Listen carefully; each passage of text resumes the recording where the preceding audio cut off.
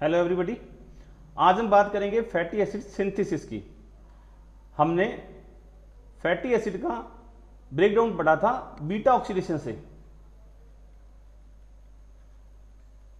आज हम बात करेंगे फैटी एसिड सिंथेसिस की। इसमें कंडेंसेशन किया जाता है 2 कार्बोनेट का। वहां पर हमने बीटा ऑक्सीडेशन में एसिटाइल कोएंजाइम ए बनाया था, जो आगे फर्दर टीसीए में और फिर ईटीएस के थ्रू एटीपी का प्रोडक्शन करवाता है। लेकिन जब बात करेंगे फैटी एसिड सिंथेसिस की, ये कब होगा? जब एनर्जी की कंडीशन बॉडी में हाई होगी, ग्लूकोज का लेवल हाई होगा। उस कंडीशन में बॉडी फैटी एसिड का सिंथेसिस करती है। और फैटी एसिड के सिंथेसिस के समय जो स्टेप्स चलते हैं वो एग्जैक्ट बीटा ऑक्सीडेशन के अपोजिट ही होते हैं। लेकिन इनमें बेसिक डिफरेंस होता है कि बीटा ऑक्सीडेशन के जो स्टेप हैं वो डिफरेंट एंजाइम्स द्वारा किए जाते हैं, जबकि फैटी एसिड का सिंथेसिस एक मल्टी सबयूनिट एंजाइम द्वारा, सिंगल एंजाइम द्वारा किया जाता है। देखिए कुछ basic differences. Fatty acid synthesis है वो साइटोसोल के अंदर होता है, जबकि फैटी एसिड जो डिग्रेडेशन है वो यूकैरियोट्स में माइटोकॉन्ड्रिया में होता है। फैटी एसिड की सिंथेसिस के समय NADPH2 का यूज होता है, जबकि फैटी एसिड का डिग्रेडेशन की बात करेंगे यानी बीटा ऑक्सीडेशन तो NADH का यूज होगा।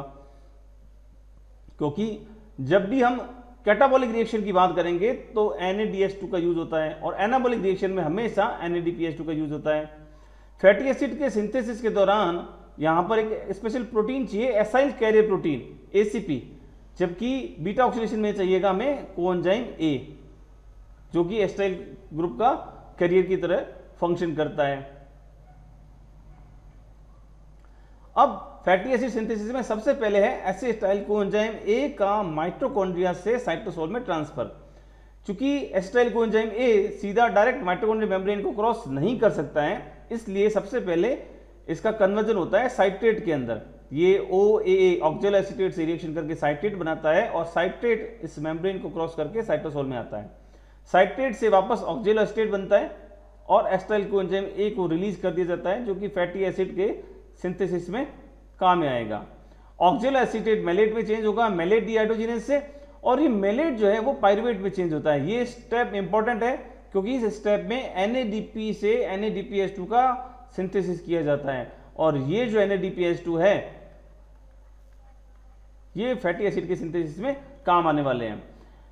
साइटोसोल में NADPH2 का सोर्स एक ये हो गया और दूसरा वाला हो गया HMP के थ्रू भी NADPH2 का सिंथेसिस होता है और वो फैटी एसिड के सिंथेसिस में पार्टिसिपेट करते हैं। अब सबसे पहले बात करते हैं कि जो फैटी एसिड का सिंथेसिस है उसके अंदर फर्स्ट स्टेप जो है वो रेट लिमिटिंग स्टेप होता है, और उसके अंदर एसिटाइल कोएंजाइम A की रिएक्शन CO2 के साथ की जाती है और इससे एक प्रोडक्ट बनता है मेलोनाइल कोएंजाइम A। ये स्टेप इंपॉर्टेंट है। यहां पर जो एंजाइम होगा वो होगा एसिटाइल कोएंजाइम में कार्बोक्सिलेज। जब भी कार्बोक्सिलेशन करना होगा तो हमें आवश्यकता पड़ेगी बायोटीन की। तो specific enzyme acetyl coenzyme A carboxylase की प्रेजेंस में एसिटाइल कोएंजाइम के साथ में CO2 को ऐड किया जाता है और इस स्टेप में ATP ADP में कन्वर्ट होती है। ये इस पूरे सिंथेसिस का रेट लिमिटिंग स्टेप है, की स्टेप है, की रेगुलेटरी स्टेप है। एसिटाइल कोएंजाइम A कार्बोक्सिलेज के रेगुलेशन के बारे में भी हम पढ़ेंगे। ये different hormones like insulin, epinephrine, glucagon, इनसे इसका रेगुलेशन किया जाता है।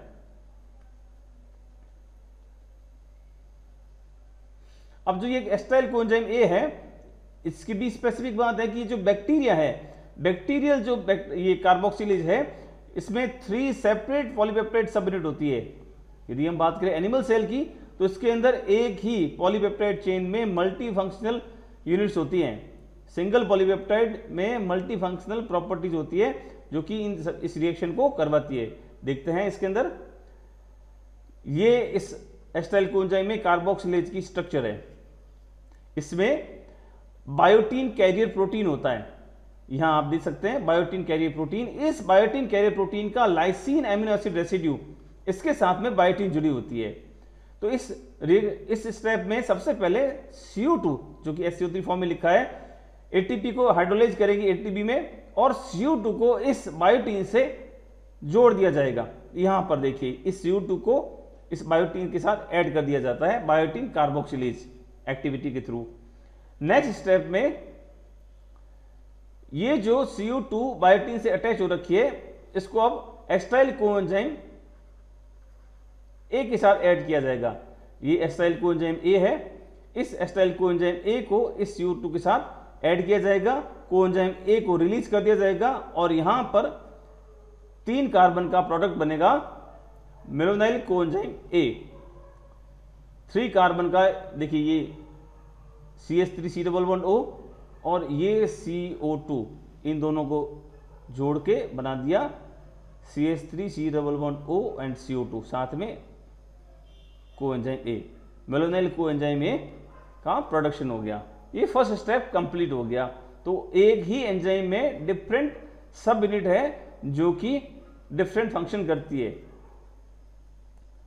नेक्स्ट स्टेप देखते हैं इसका। अब इसका जो नेक्स्ट स्टेप है वो है ये जो एसिटाइल ग्रुप है और मेलोनाइल ग्रुप है इसके साथ में कैरियर प्रोटीन का ऐड होना, ACP एसाइल कैरियर प्रोटीन, इनका एडिशन।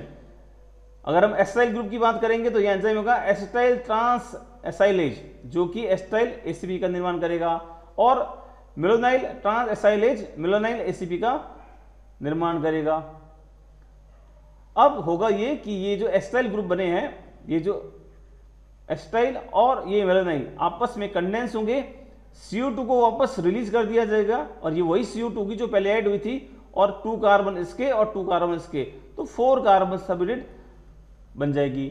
फिर नेक्स्ट एक और मेलोनाइल कोएंजाइम ACP आएगा और फिर 2 कार्बन ऐड होंगे। इस तरह से 2 कार्बन ऐड होते हुए इस लंबी चेन बनती है और फैटी एसिड का सिंथेसिस होता है।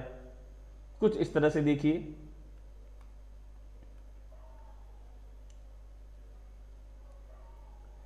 ये फैटी एसिड सिंथेज एंजाइम है जो कि सिंगल पॉलीपेप्टाइड चेन होती है जिसके अंदर करीब 7 सब यूनिट होती है जो कि डिफरेंट फंक्शन को करती है।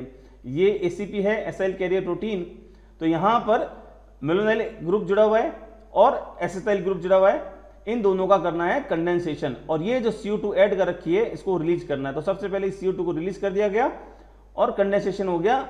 ये 2 कार्बन यूनिट और ये 2 कार्बन यूनिट आपस में ऐड हो गई। यहां पर देखिए C+H2 और C+CH3। तो बीटा ऑक्सीडेशन के केस में हमने जो लास्ट स्टेप करा था वो था थायोलेज।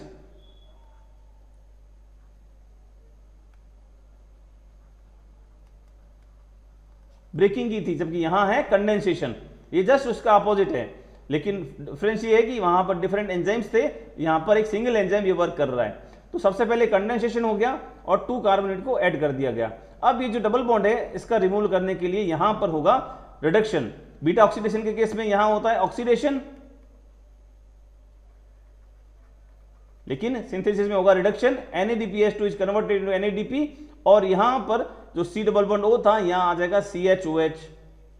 अब नेक्स्ट स्टेप में होगा डिहाइड्रेशन। यदि आपको बीटा ऑक्सीडेशन याद हो तो वहां हम हाइड्रेशन करते थे, H2O को ऐड करते थे, जबकि यहां पर H2O रिमूव होगा और फिर यहां C और C के बीच में डबल बॉन्ड क्रिएट हो जाएगा। अब इस डबल बॉन्ड को फिर से हटाते हैं तो यहां होगा reduction. NADP converted into NADPH2 is converted into NAD और यहां पर एक चेन बन जाती है CH3CH2 CH2 C+O। तो 2 कार्बन से 4 कार्बन की एक चेन बन गई। ये स्टेप फर्स्ट हो गया, फर्स्ट साइकिल हो गई। ऐसे ही अब अगेन मेलोनाइल कोएंजाइम ए आएगा और वो फिर इसके साथ ऐड होगा तो 2 कार्बन ऐड हो गए। इस तरह से ये साइकिल चलेगी कंटिन्यूसली और 16 कार्बन तक ऐसा हो सकता है। कुछ इस तरह से ये देखिए स्टेप्स। फर्स्ट स्टेप था कंडेंसेशन का, फिर रिडक्शन, डिहाइड्रेशन एंड रिडक्शन। यदि हम बीटा ऑक्सीडेशन की बात करेंगे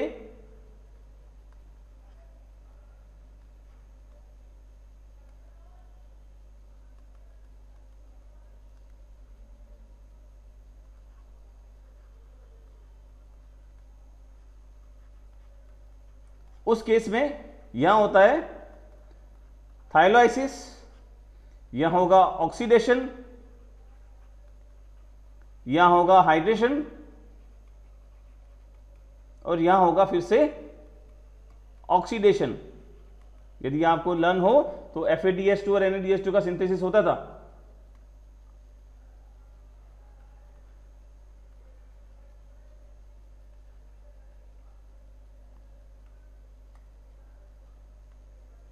अब बात करते हैं फैटी एसिड सिंथेज की।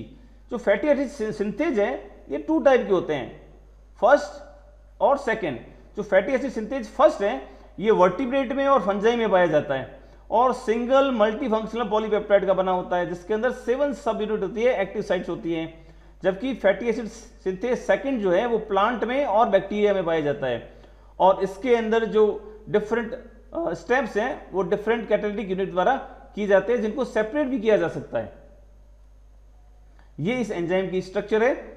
देखिए ACP acyl carrier protein, KR का फुल फॉर्म है keto acyl ACP reductase, ER enoyl ACP reductase, DH dehydratase हो जाएगा, beta hydroxy acyl ACP dehydratase और beta keto acyl ACP synthase, MAT यानी कि malonyl या एसिटाइल कोएंजाइम में ACP transferase. ये सारे वही नाम हैं जो कि हमने अलग अलग स्टेप के अंदर इसको अभी कंप्लीट किए हैं। इस तरह से फैटी एसिड का सिंथेसिस होता है। देखिए जैसे यहां पर 3 कार्बन का ये मेलोनाइल और ये 2 कार्बन का एसिटाइल कोएंजाइम है।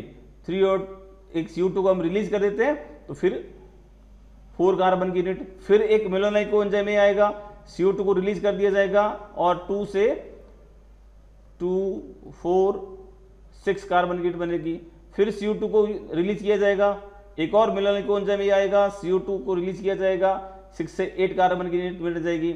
इस तरह से ये कंटिन्यू चलते हुए 16 कार्बन तक की यूनिट ऐड की जा सकती है, यानी कि पामिटिक एसिड बनाया जा सकता है। नेक्स्ट जो फर्दर एडिशन होता है वो होता है SER में।